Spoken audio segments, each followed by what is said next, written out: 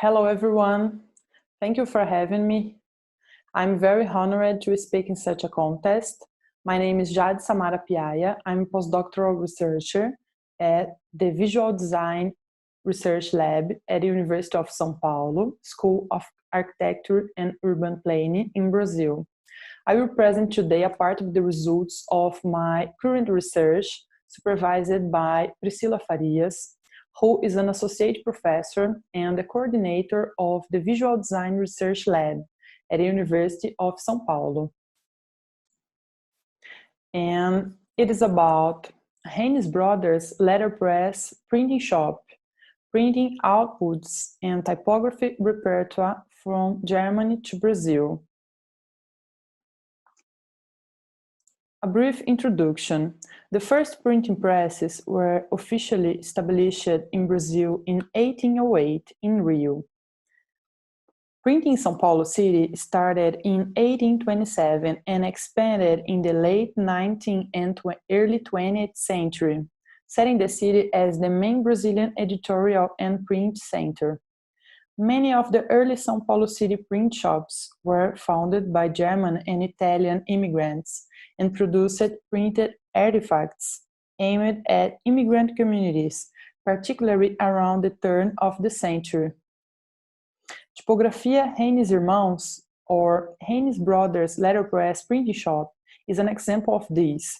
The company was founded by German immigrants, brothers Heinrich and Teodoro Hennies in 1891 and passed on to 3 generations until it closed down in 1992.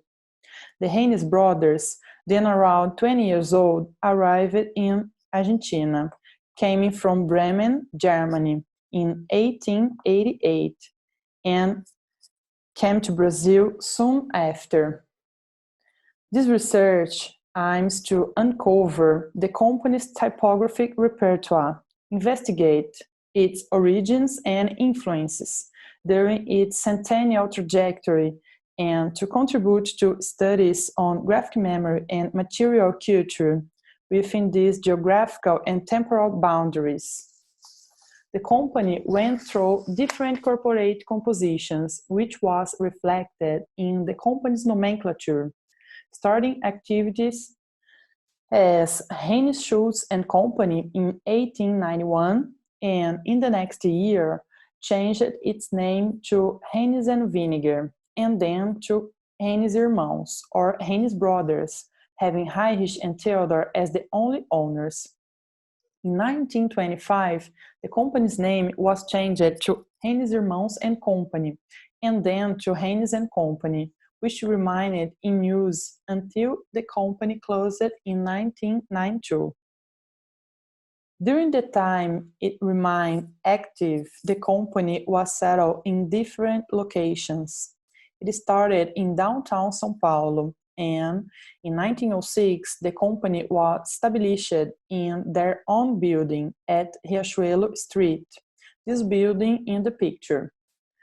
As the city expanded, in 1955, the print shop was transferred from downtown to Brás, an industrial neighborhood of São Paulo. Reports and photos show that a binding and printing machinery worked on the ground floor, as you can see in this image. Typesetting on the second floor. These images belong to the Hennies family collection. And finishing on the third floor with materials, types, galleys, paper, printed matter being transported by a manual elevator. The last owner, Mr. Valdemar Hennies, told me this in an interview. The source included access to originals, printed publications, and the Hennies family private collection, composed of documents, photographs, and graphic supplies catalogues. When I started this research, a little over a year ago, I had the knowledge of only 38 titles published by Hennies Brothers. The research was based on publishers' data and not on the authorship or titles. And that was a challenge because sometimes the collection's database have not yet included the data of the publisher. Now, there are more than 450 printed documents produced by this Letterpress print shop in collections located especially in São Paulo and Rio. But the collected data also includes archives in southern Brazil and in other countries such as Portugal and Latvia. The images of these print publications were collected and traded and then organized in a huge timeline. Most of them are books and magazines, but it includes newspaper and annual reports that circulated in São Paulo City in the turn of the 20th century. In this detail, it's possible to see the first printed publication, a newspaper from 1891, and in sequence, almost 3 decades of printing. This period, which coincides with a boom in immigration in Brazil, the Hennies brothers published it in some foreign languages, as I will highlight. In this first book in French, which deals with the biographical notes of Dr. Stephen Leon Bourreau, was printed in 1892. And this in Italian, Il Lavoro, or The Work, was a weekly publication of the Italian Immigration and Work Center over the years 1893 and 1894. And Eco Português, a Portuguese weekly published in 1897, was a newspaper focused on the Portuguese community, straining ties with the country of origin. Lidumniks, it's a pioneering Latvian newspaper in São Paulo. The newspaper, edited by Latvian Julius Malvis, circulated between 1907 and 1909. This period coincides with the beginning of the Latvians' migration to the São Paulo state. The digital issues version where there were access belonged to the Museum and Research Center Latvians Abroad at the National Library of Latvia in Riga. The most curious in this case is the fact that the newspaper involves the use of Latin typeface rather than the fractured Gothic style typeface used in Latvia in that period. There is a study specifically on this in progress. This version of Graziella of Afonso de Lamartine was translated to Arabic and printed in 1911. This was a very curious case, as the book was catalogued with the title Graziella and did not contain any indication in the database that it was printed in another language. It was a surprise to open the book. Its last cover, printed in Arabic, less ornamented, is actually the first cover. All inner pages were composed in Arabian types. Publications for the German immigrant community are part of the Marxstaden Institute archives.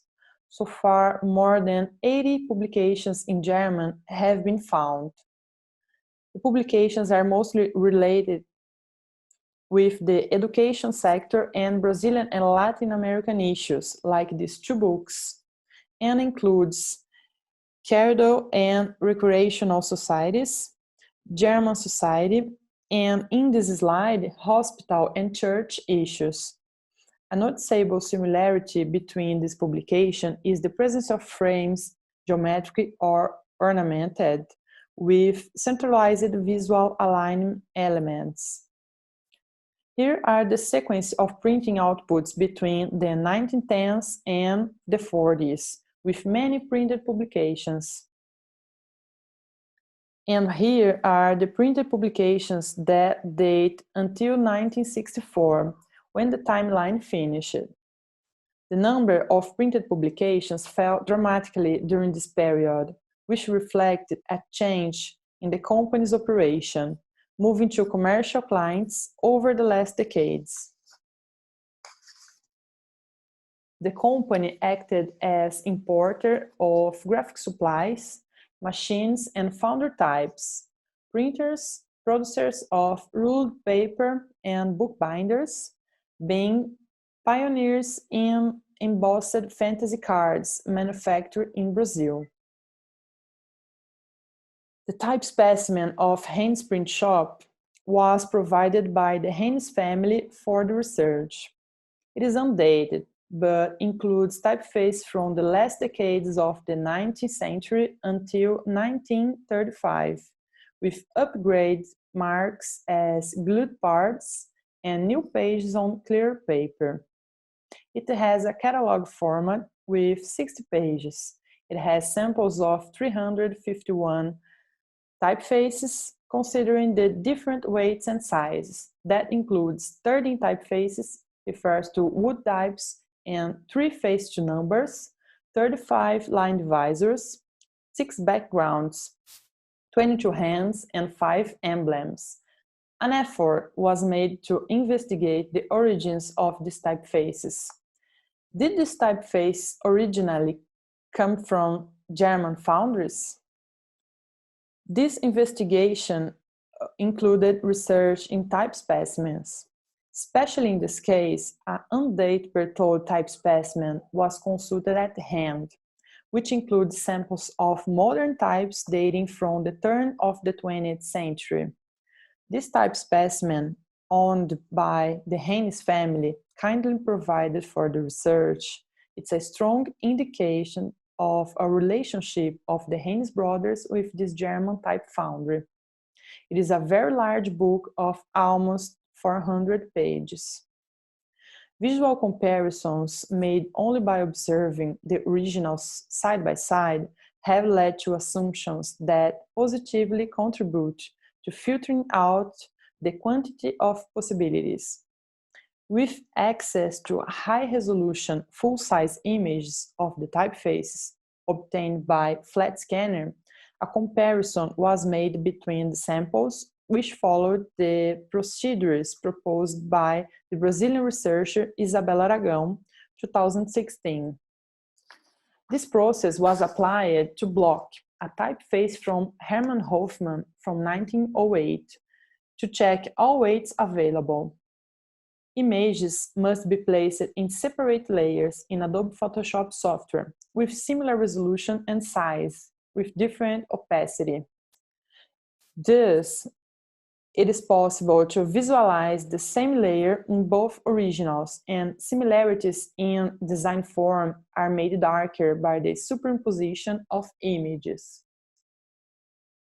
In the case of Alexandra typeface in 2 colors, the outline in black on the Berthold type specimen was used to check both the outline and the fill. The fact that the Hennies type specimen keep the original name, complete or partial, of most of the typefaces helped greatly. The same process was applied to confirm all visual similarities. I will highlight some positive results here, like the ornamented typeface Franklin and the fancy Lorelei from 1896, initials Brevier that can be printed in 2 colors, contour and fill. Look at the comparison in the detail, and this adorned initials Rococo. With a different name, the typeface Aviso Cursive from 1903 and the same bold version from the same year. Corina from 1904, Secession from 1901 and the same bold version from 1903. Antiqua Augustea from 1905 with cursive and same bold too. The text serif Latin, the initial style is credited to Peter Schnorr from 1899 and the same bold version. Modern versal serif with beautiful ligatures. In the canon medieval, the term canon refer to 36-point size. The face design is similar to the same size of Angelus Medieval from Berthold. Only the upper cases of the Schmalfett Egyptienne, whose design is not original from Berthold but were commercialized, and 3 sizes of modern Egyptian black. Romana, a manuscript typeface from 1898, and Imperial manuscript from 1901. And finally, Princess from Friebel, 1905. It's a light version of Gutenberg Gothic from 1882. 14 typefaces were identified in the Fontmod type specimens, a foundry located in São Paulo. It is known by the research of Aragão, 2016, that most of commercialized typeface design by this foundry were of German origin, mainly from Stempel. Only to highlight a few: Antiga Salão, Gladiola, Grotesque Light and Semi-Bold, Cabell, Mondial, and Visite. It must be included here that some unsatisfactory attempts at confirmation have occurred. These typefaces show small difference in at least one comparative character, indicating that they may be non-original types sold by other founders. It includes 9 typefaces like Medieval Narrow, Hudson, and Hansa from Berthold, and Memphis Semi-Bold from Fontmod, for example.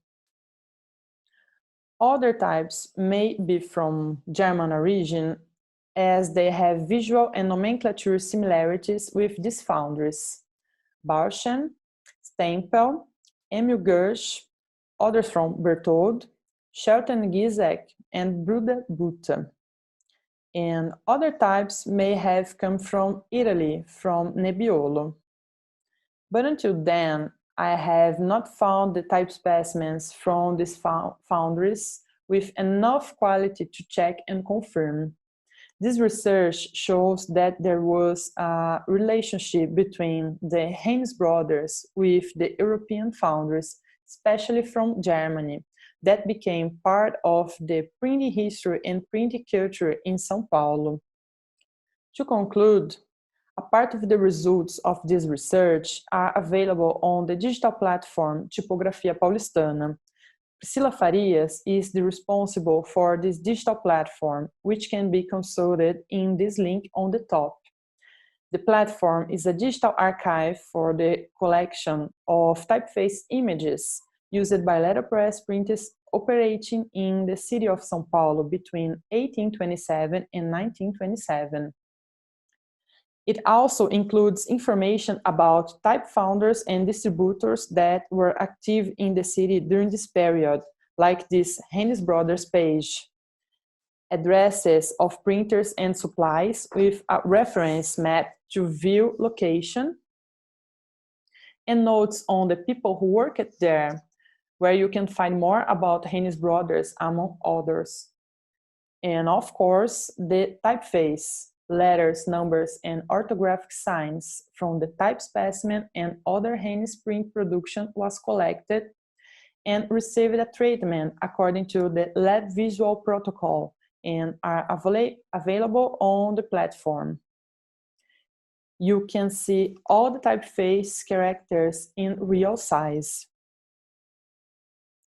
This research was supported by FAPESP, São Paulo Research Foundation postdoctoral grant. If you have any question or would like to collaborate with us in any way, please feel free to contact me later. Thank you so much. Thank you so much for the presentation. Very inspiring and very interesting. Yeah, I can see the chat also complimenting you. Thank you. Hi for everyone to say hi here on the chat. Yeah, hello. Thank you a lot for coming. In case you have any questions, please feel free to ask them. I will put the link to the platform on the chat. Great, thank you. I think is the interesting part for someone. Yes, I really loved a lot of examples of the typography and yeah. Oh yeah, I have followed the link. Very useful resource, and so yeah, thanks for sharing. Hello. Someone have one question? If I, as a curiosity, if I may add something, I meet Hennies family. I met Hennies family last year by a happy coincidence. Mr. Valdemar Hennies' daughter lives near my house in Paulínia, in the interior of São Paulo state, in Brazil. And Mr. Valdemar Hennies currently lives in Campinas, which is the neighboring city. And then I make an informal interview with Mr. Valdemar Hennies, and the research project started 1 year ago. Well, yeah, so the research even extended to even more. Okay, we have a first question here from Sandra. So somewhere in your presentation, you showed cable, but the cable is quite different from the one you showed. Maybe what you showed is Futura. Yes, Sandra, this is one specific problem because they named this typeface as Cabell, but it's similar to a version, a different version. It's not it's an original version came from Germany. I have this problem with some specific typefaces. They use a similar draw, but it's not exactly the same with original names, as I can say. And it's very difficult to find the correspondence, the exact correspondence of the origin of this typeface, but it's not the Futura, this typeface. It's a mixed draw. Thank you so much for the answer, and I apologize for the wrong pronunciation of the name of the font. I'm not familiar still with all of them, how it should sound. Okay. We also have a question from Jani. nice to see that. Was there any type foundries in Brazil at the beginning of the 20th century? Yes, at the beginning of 20th century. I know about one in Rio, and in São Paulo, Fontemod started around 30s. I'm not sure about the exactly date, but there's a very good research made by Isabel Aragão in this way about Fontemod. I think is the biggest foundry in Brazil. Rodrigo Sayane is posting about Granado. Yeah. A 150-year-old company had its own foundry as well in Rio. Yes, but I think Rio started in foundry in 19th century. But I'm not sure about how much foundries exist there. But anyway, it has about the nice development of the typography community in the Brazil, I guess. And we also have a question from Mary. So, is it possible to have access to the print types? Mary, in the digital platform, I uploaded all the results of the research, the images of the typefaces, all characters, if I find, especially in the specimen, but I will complement these characters with the 450 publications if I found. I'm not sure if I can put all the characters in my next year of the research, but I will try. And but in platform is the better way to consult the images of this. The I don't know, metal types. I don't have access. I don't remember the correct word. Sorry for my English. Don't worry, that's fine. How can I say metal types? Someone can help me. Yes, you can type it too. You can the type it to the original types Mhm. don't exist more. They were sold about 90s when the Hennies letterpress print shop closed the doors. But the images, it's safe.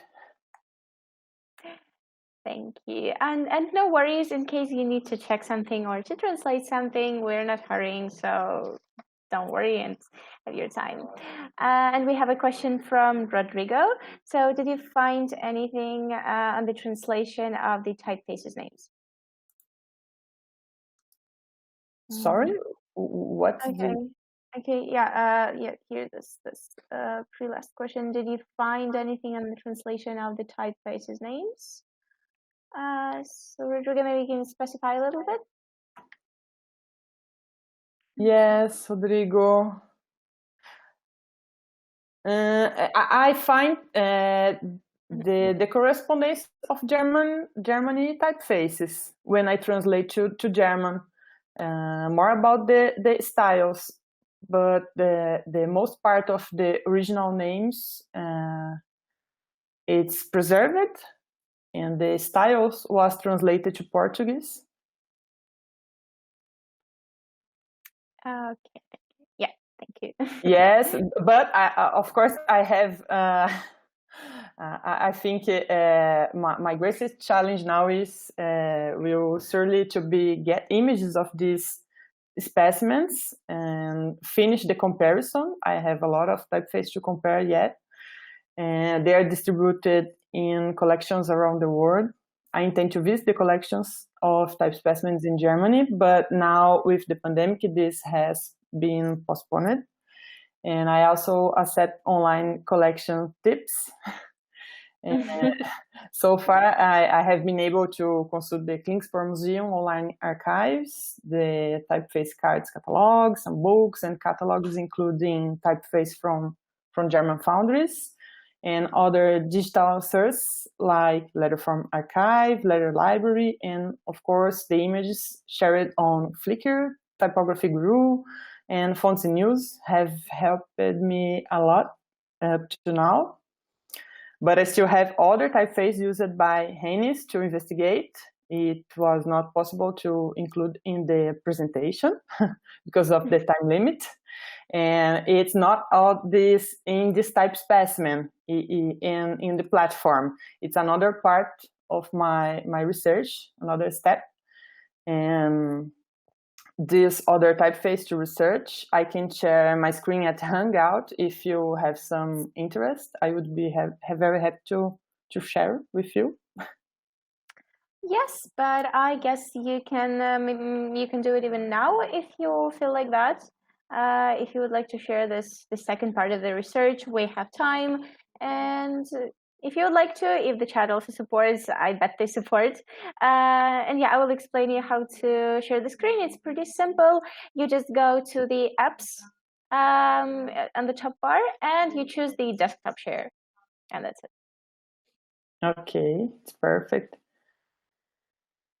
But now, no. Oh, okay.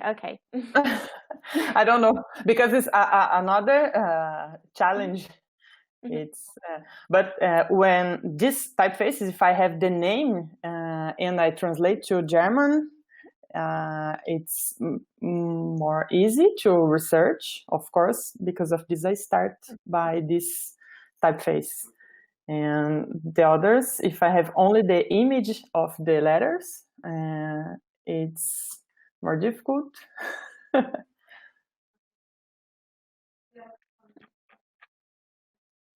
Right.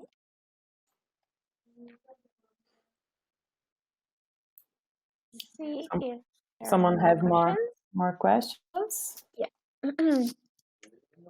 I haven't seen anything else in the chat for now.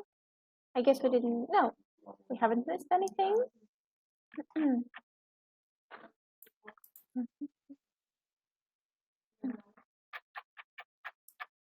Oh, we have a question from Fernando. So, did you find specimens and samples of the Hennies and São Paulo? And if so, where? Good question, Fernando. No, I didn't find the type specimens of Hennies in São Paulo. It's a heritage collection, and they stay now in my in my table. This is the one. If I present for you and put in the platform, you can see. I avoid to look inside because of it's an old, about 30s, 35, 1935, and I have a new one from 1930, only with the images, the clichés. I don't know in English, how can I say clichés, ornaments in English? Yeah, just like icons, yeah, pictograms, yeah.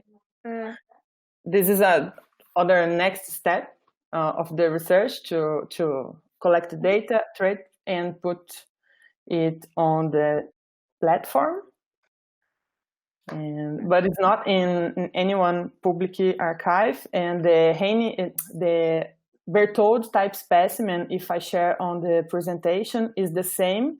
It's from Hennies family collection too. So this stay in the visual lab. Okay, we have a comment from Fernando probably on that. Yeah, so by the end of 19th century, there were in Rio.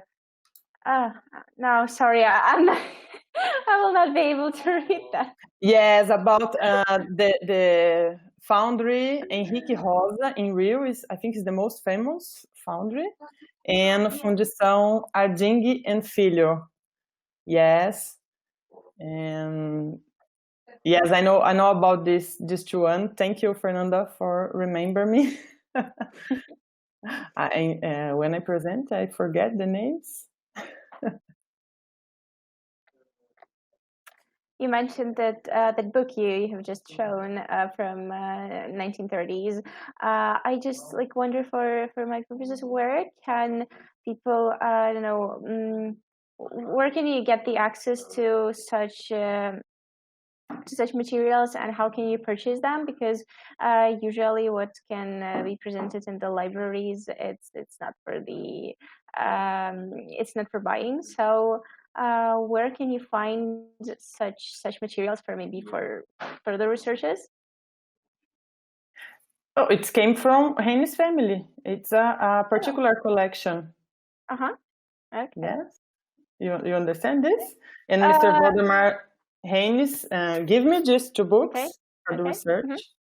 And okay, thanks.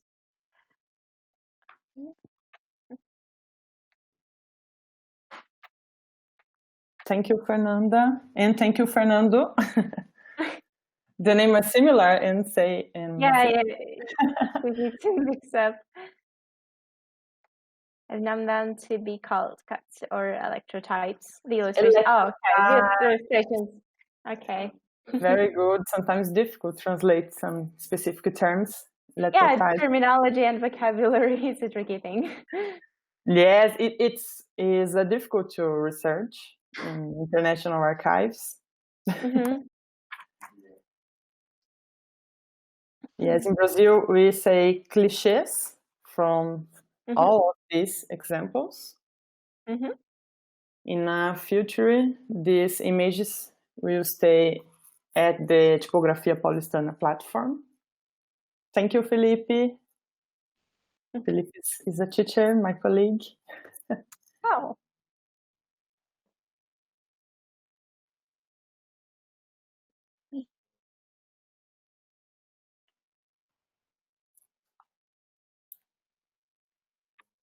Okay.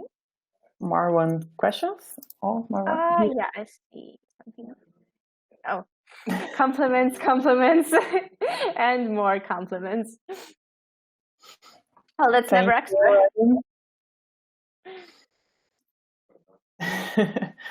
Me too, only speak one language. I tried to speak in English today. You're doing great. Don't belittle yourself. That's really fine. Don't worry. Vignettes, yes. Vignettes also can be called. Vignettes to clichés.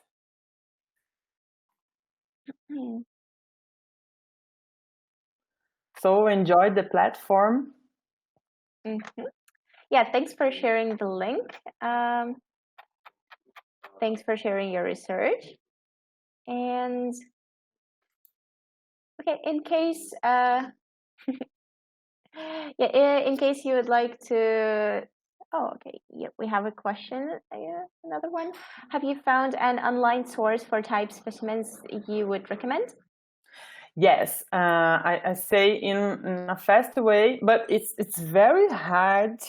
Found online specimens. It's my challenge, the challenge of this year, because of the pandemic. I can visit the physical archives, so I consult some cards, very good cards catalog at Klingsport Museum online archive. I strongly recommend this archive. And they have some books and catalogs, not type specimen exactly, but have the samples of the typefaces, and it's very good to research. This book is available in digital form in Klingsport Museum online archive. And I use other digital sources like Letterform archive, Letter Library. Letter Library, you can search on Twitter. I think it's faster. The keyword search, it's better than in Facebook or Instagram. And they have a lot of pages of type specimens there. This helped me a lot. And the images on Flickr, you will find some persons who visited these archives and make picture of these pages. Of course, don't have the complete type specimen, but some interesting examples. Typography Guru and Fonts in Use. I use a lot. If you have other ways to search type specimen, please send me by mail or Instagram. I put my contacts here on the chat. Yes. Yes, Marco, the link is correct. Klingsportmuseum.de. In letter form, Sandra. Perfect. Thank you. And if you have another, I watched a video 1 hour ago from, how can I say the name? RIT, Carry Graphic Arts Collection. And in a fast search, I find some type specimens there in this platform. So you can look the presentation of these guys and look at this database. I don't have I discover it now. I will search there, of course. Yes. Oh, excuse me. My connection is getting a little bit worse than usual. I didn't hear the last couple of phrases, but I guess that's okay. Fine. Yes, Erin, perfect. This is the link for Carry Collection. Perfect.